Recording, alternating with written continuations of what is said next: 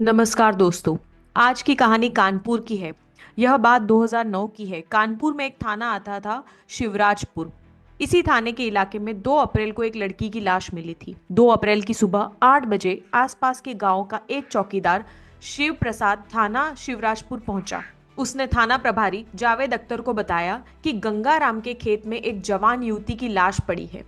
उसे पहले चाकुओं से गोदा गया, फिर गोली मारकर हत्या कर दी गई। आप तुरंत ही मौका वारदात पर पहुंचने का कष्ट करें। यह मामला एक जवान लड़की की हत्या का था। आखिरकार थाना प्रभारी जावेद अख्तर अपनी टीम के साथ उसी समय घटनास्थल के लिए रवाना हो गए। घटनास्थल तक पहुंचने में उन्हें मुश्किल से आधा घंटा लगा। लाश एक 24 से 25 साल की लड़की की थी। उसे एक गोली चेहरे पर और दूसरी गोली पेट में मारी गई थी। गोली मारने के से पहले लड़की के शरीर को चाकुओं से गोदा गया था। घटनास्थल से कारतूस के 2 खोखे और एक कागज का टुकड़ा मिला था, जिस पर कुछ फोन नंबर लिखे गए थे। जावेद ने कागज के टुकड़े को उठाया और खोखों को सुरक्षित अपने पास रख लिया। घटनास्थल और शव की जांच के बाद जावेद इस नतीजे पर पहुंचे कि हत्या यहीं पर की गई थी। मामले की गंभीरता को देखते हुए उन्होंने तुरंत डीआईजी हरिराम शर्मा और क्षेत्राधिकारी प्रेम प्रकाश को घटना की तुरंत सूचना दी। अब तक फिंगरप्रिंट एक्सपर्ट, क्राइम टीम और डॉग स्क्वाड भी घटनास्थल पर पहुंच चुके थे। सभी ने अलग अलग पहलुओं से घटना की जांच शुरू कर दी, लेकिन काफी प्रयास के बाद भी कोई ठोस सुराग हाथ में नहीं लगा। पुलिस का प्रशिक्षित डॉग लाश को और उसके आसपास सूंघता, कुछ दूर तक जाता और फिर वापस लौट आता। यह देखकर इंस्पेक्टर जावेद ने अंदाजा लगाया कि हत्या के बाद आरोपी किसी वाहन से भाग निकले होंगे। इस समय पुलिस के सामने सबसे बड़ी चुनौती लाश की पहचान करना था। इंस्पेक्टर जावेद ने घटनास्थल के आसपास गांवों में जाकर लोगों से पूछताछ की, लेकिन लाश को पहचानने में लोगों ने असमर्थता जताई और कोई ठोस सुराग भी न मिल सका। अब तक सूचना पाकर डीआईजी हरिराम शर्मा और सीओ प्रेम प्रकाश सिंह भी घटनास्थल पर पहुंच चुके थे। दोनों पुलिस अधिकारियों ने अपने स्तर पर लाश की शिनाख्त की, काफी कोशिश की, लेकिन मृतिका की पहचान नहीं हो पाई।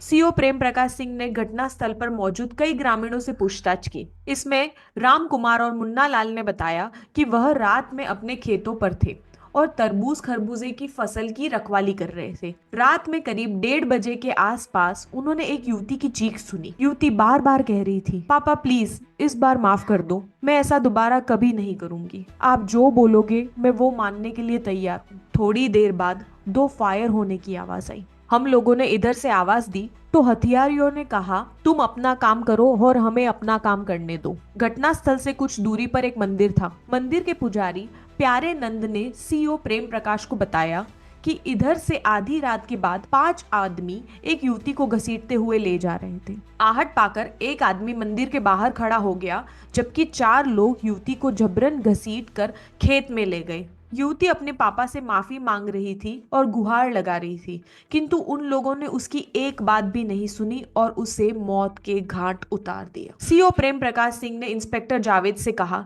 यह मामला आसान नहीं है। ग्रामीणों के बयान से लगता है कि युवती की हत्या में उसके पिता अन्य परिजन का हाथ है। वेशभूषा से लगता है कि यह किसी संपन्न घराने की जवान लड़की थी, इसलिए यह संभव है कि हत्या का कारण प्रेम प्रसंग हो सकता है। पुलिस के सामने सबसे बड़ी चुनौती लाश की पहचान करना था। घटनास्थल की जरूरी औपचारिकता पूरी करने के बाद युवती के शव को पोस्टमार्टम के लिए कानपुर स्थित लाला लाजपत राय अस्पताल में पुलिस की निगरानी में भेजा गया। घटना के तीसरे रोज उन्हें याद आया कि घटनास्थल पर उन्हें एक कागज का टुकड़ा मिला था, जिस पर कई फोन नंबर लिखे थे।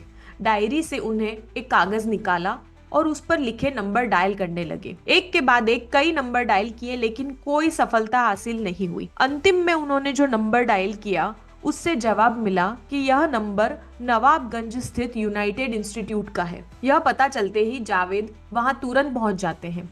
वहां पहुंचकर वह इंस्टीट्यूट की प्राचार्य से मिलते हैं। प्राचार्य बताती है कि यह फोटो सुलेखा चतुर्वेदी की है, जो उनके डिजाइनिंग इंस्टीट्यूट में फाइनल ईयर की छात्रा है। इंस्पेक्टर जावेद ने तब उन्हें बताया कि सुलेखा चतुर्वेदी की हत्या हो गई है। संभावना है कि उसकी हत्या में उसके परिजनों का ही हाथ हो। इंस्टीट्यूट से ही जावेद जी को पता चला कि सुलेखा के पिता का नाम सतीश चंद्र चतुर्वेदी है और वह फतेहगढ़ के मोहल्ले अलखपुरा में रहते हैं। और यह भी पता चला कि सुलेखा बालाजी मंदिर के निकट अशोक तिवारी के मकान में किराए पर रहती थी। वहीं से इंस्टीट्यूट आती जाती थी। श्री जावेद को लगा कि अब वह इस ब्लाइंड मर्डर का जल्द ही खुलासा कर देंगे और हत्यारों को भी पकड़ लेंगे। इसी उद्देश्य से उन्होंने आवश्यक पुलिस बल साथ लिया। सुलेखा के पिता सतीश चंद्र के फतेहगढ़ स्थित आवास में छापा मारा, किंतु वहां उनकी कोठी पर ताला लगा हुआ था। आखिरकार वह वहां से अपने हाथ मलकर वापस लौट आए। इंस्पेक्टर जावेद को अब पूरा यकीन हो चुका था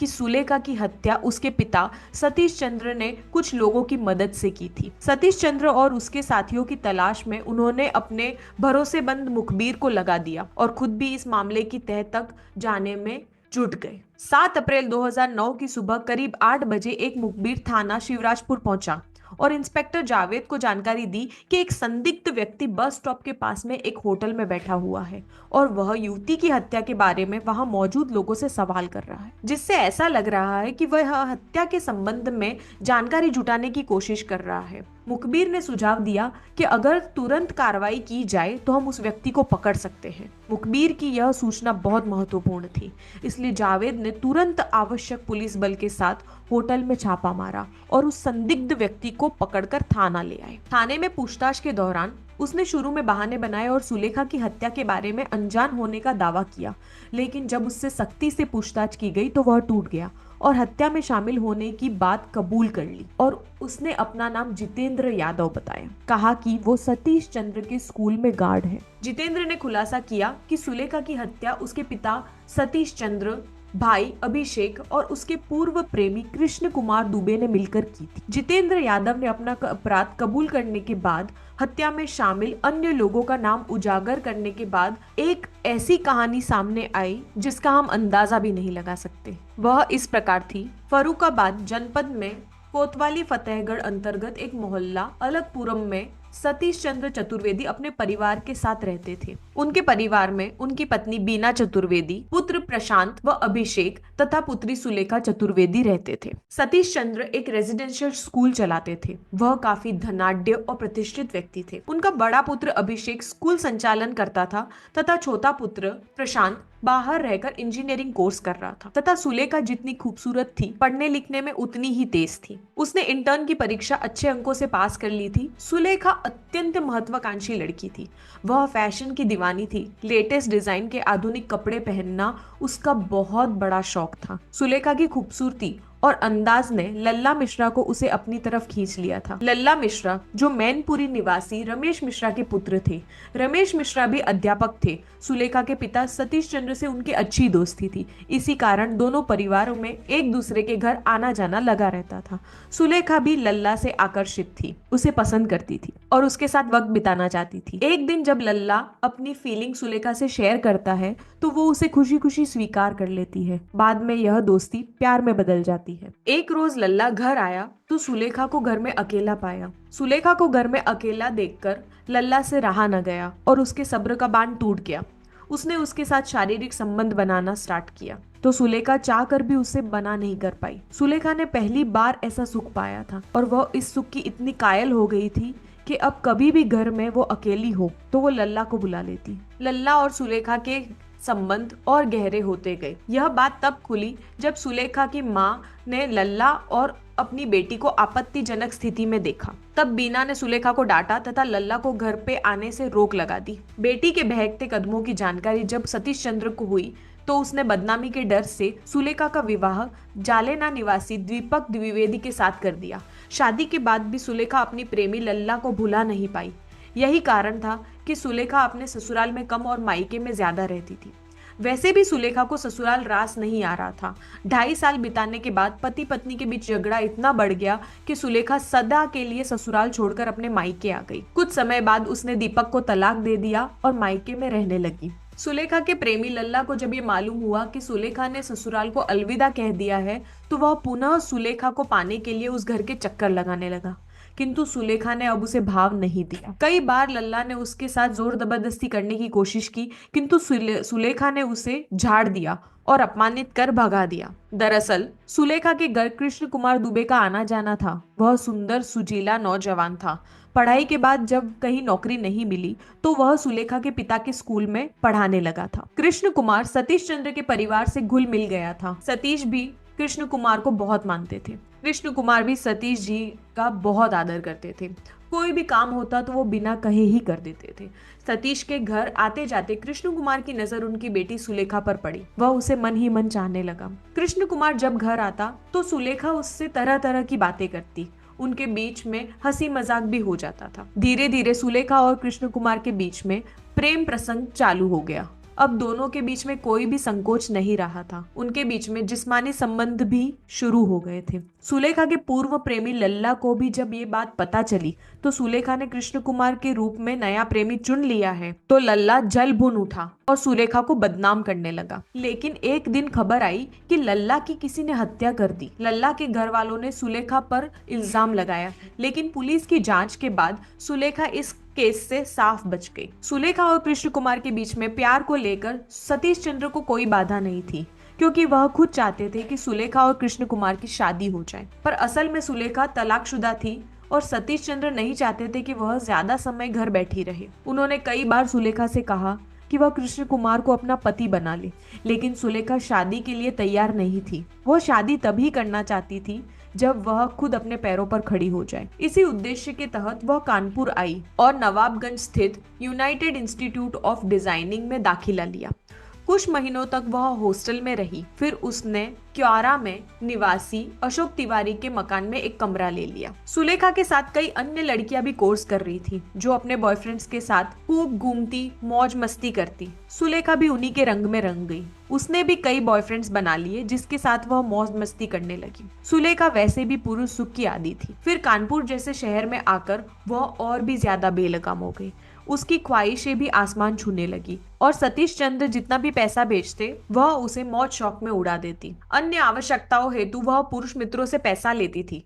सुलेखा ने जब कई पुरुष मित्र बना लिए तो वह अपने पूर्व प्रेमी कृष्ण कुमार दुबे को भूल गई। उसने वहां से दूरी बना ली और कृष्ण कुमार को जब पता चला कि सुलेखा के कई और बॉयफ्रेंड हैं, तो उसने उसकी शिकायत सतीश चंद्र से की। सतीश चंद्र ने जब सुलेखा को समझाया और मौज मस्ती से दूर रहने की सलाह दी तो सुलेखा ने पिता की बात को अनसुना कर दिया। हद तो तब हो गई जब सुलेखा बॉयफ्रेंड के साथ अपने पिता के घर पहुंची। बंद कमरे में खूब मौज मस्ती की। पिता, भाई व माँ ने इसका विरोध किया तो सुलेखा झगड़े पर उतारू हो गई। इसके बाद तो यह सिलसिला जैसे चल ही पड़ा।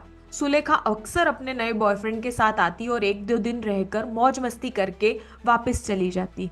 सतीश चंद्र चाह कर भी विरोध न कर पाते। आखिर बेलगाम लड़की के कारनामों ने जब सतीश चंद्र ऊब गए तो मोहल्ले में उनकी बदनामी शुरू होने लगी। इन्हीं सब चीजों से परेशान होकर उसके पिता ने एक योजना बनाई, जिसमें उन्होंने सोचा कि वह अपनी पुत्री की हत्या कर देंगे। इस योजना में उन्होंने अपने बेटे अभिषेक, स्कूल के गार्ड जितेंद्र यादव और सुलेखा के पूर्व प्रेमी कृष्ण कुमार दुबे को शामिल किया था। कृष्ण कुमार भी इसलिए राजी हो गया था क्योंकि सुलेखा ने उसे बहुत बेइज्जत किया था। 30 मार्च 2009 को सुलेखा पैसे लेने घर आई तो सतीश चंद्र ने उसे खुशी खुशी पैसे दे दिए। इस बार उसके साथ उसका कोई बॉयफ्रेंड भी नहीं था। पहले अप्रैल में सुलेखा जब कानपुर आई थी तो सतीश चंद्र ने कहा कि बेटी, शिवराजपुर में आज हमारे दोस्तों के बेटे की शादी है, रात में तुम भी साथ चलना।